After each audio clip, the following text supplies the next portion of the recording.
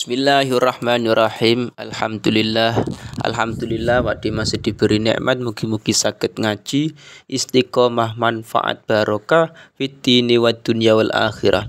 Bismillahirrahmanirrahim. Qauluhu faslun utawi kikono fasal suwiji. Takbire fasal wa tabtulu as-sholatu bil kalami. Ini membahas tentang batalnya sholat itu sebab apa saja. Jadi ada perkara-perkara yang memang membatalkan sholat. Otomatis nek batal ya gak sah sholat iki mau. Qauluhu wa tabtulu lan batal apa as-sholatu sholat. Oleh batal mau bil kalami sebab omongan. Jadi ngomong ki mau bisa membatalkan sholat. Ngomong yang bagaimana? Walau biharfaini senajan iku tetap kelawan rong huruf. 2 huruf itu sudah membatalkan sholat.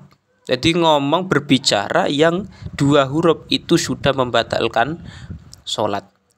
Au biharfin utawa sak huruf. Au biharfin utawa kelawan sak huruf sifate mufhimin engkang mahamake. Atau 1 huruf tapi bisa memahamkan. Misalkan dia sholat, Zaid sholat, terus ada Umar lewat. Terus dia ini mau memanggil cuman A ngono misalkan. Ngundangnya cuman A. Nah, itu masih 1 huruf saja, tetapi bisa memahamkan dengan tujuan apa dekne? Memahamkan supaya tujuannya itu memanggil temene. Nah, itu sudah membatalkan sholat.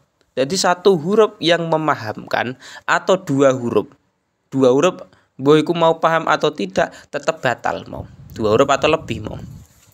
Jadi penting ketika sholat itu jangan berbicara seenaknya saja. Jadi ada yang membatalkan, ada yang tidak membatalkan omongan itu. Contohnya apa? Membaca Quran, membaca Fatihah, membaca surat, membaca tasbih misalkan ketika rukuk dan sujud. Itu tidak batal mau. Qalu illa innasiya kejaba lamun lali sapa wong wakolan sithik apa kalam. Jadi ketika nantinya dia kilau lupa dan omongannya itu sedikit, maka itu tidak membatalkan. Lagi. Jadi catatannya 2, lupa dan juga omongannya mau sedikit mau. Jadi misalkan dia berbicara sampai setengah jam misalkan, itu bukan kategori pengecualian ini. Jadi tetap batal. Jadi yang tidak batal itu ketika memang omongannya itu dia tidak sengaja alias lupa. Wis angger ujug-ujug ngomong misalkan.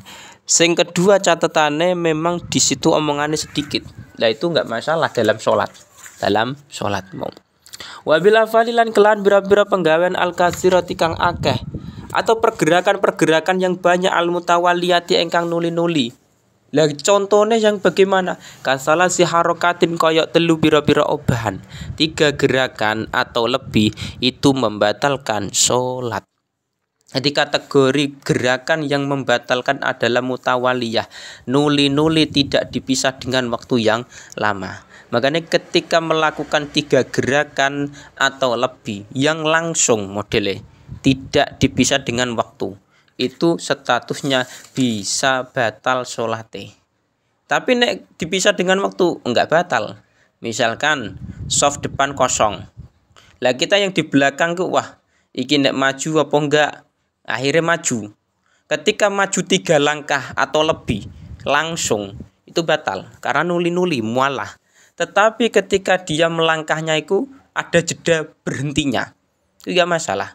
1 langkah mandek, berdiam dulu tuh maknina, 1 langkah lagi mandek, itu enggak batal mau.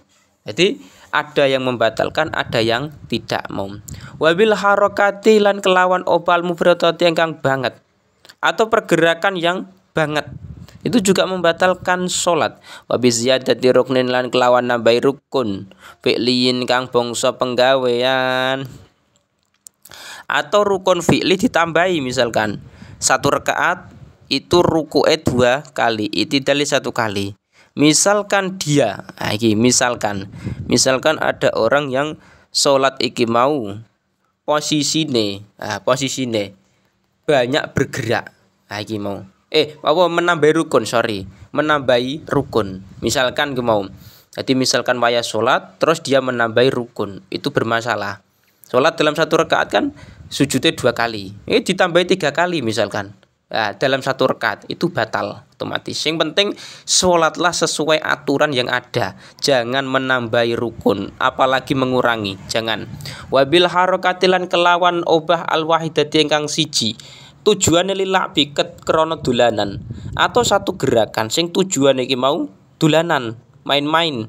Misalkan sholat, imami maca Fatihah, terus Zaid yang sebagai makmum itu punya satu gerakan, misalkan jotos Umar misalkan, iku masih satu kali, nek tujuane dolanan batal salate. Habil unggulilan mangan lan kelawan mangan lan sebab mangan wasyur bilan ngombe, makan minum itu bisa membatalkan salat. Illa inasya kecuali kejaba lamun lali sapa wong wakolan sithik apa syurbulan khamr syurbulan ukul wabininya tikot isolatilan kelawan gantungake lan kelawan niat gantungake lan kelawan niat medhot salat. Jadi ketika nantinya seseorang iki salat iku makan minum itu membatalkan sholat, kecuali kalau memang dia lupa dan yang masuk itu sedikit makanan atau minuman itu, niku tidak batal. Terus yang termasuk membatalkan sholat lagi apa? Niat memutus sholat. Iki sholatku tak batal otomatis batal meskipun dia belum melakukan pergerakan yang membatalkan sholat, meskipun belum melakukan itu, tapi kalau dia statusnya iki mau sudah ada niatan memutus sholat, maka masalah nantinya. Wa bita'liqi qad ihalan kelawan gantungake medhot sholat. Jadi ditaklek misalkan iki nek Zaid teko, iki nek Zaid teko maka saya akan melakukan ini misalkan. Jadi niat qad isolah itu batal sholate. Terus wa bitaliki lan kelawan gantungake niat wa bitaliki qad ihalan kelawan gantungake medhot salat wa bitarodilan kelawan mitur-mitur fihi ing dalem qot'i. Jadi ketika memang statusnya seseorang ki mau memutus niat sholate batal, iki salat tak batal otomatis batal. Atau digantungkan konek Zaid teko salatku tak batal ke, meskipun toh belum teko Zaid ki belum datang, iku tetap masalah Terus menggantungkan niat salatmu iku mau wis, terus wabitaro dudilan kelawan mamang ragu-ragu. Jadi misalkan salat iki mau ragu-ragu iki batal mau gak ya, iku misalkan iku tetap bermasalah nantinya.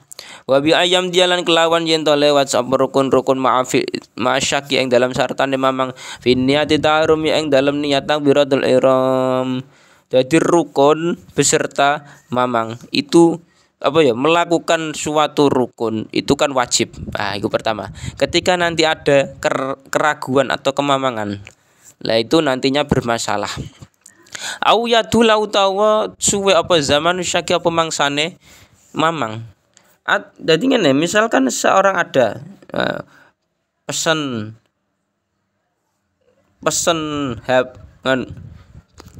jadi misalkan ada orang yang sholat iki. Misalkan ada orang yang sholat, terus dia mau ragu, misalkan ragu, maka statusnya dia bermasalah. Ragune iku mau dalam hal niat takbiratul ihram, atau kemamangan itu yatulu suwe mangsane lama, itu juga nantinya bermasalah.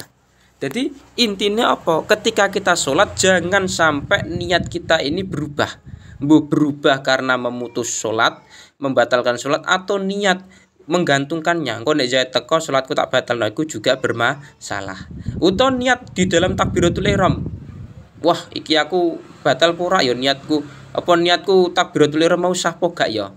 Lah mamang sing seperti itu. Nah itu. Jadi juga bermasalah nantinya ketika seseorang itu mamang atau ragu-ragu. Makanya perlu awak dhewe ngaji fikih ben ngerti ngelmu fikih kaya ngene, ngerti mengetahui belajar ngelmu fikih. Oh ternyata hukumnya mamang dan yakin iku beda iki mau.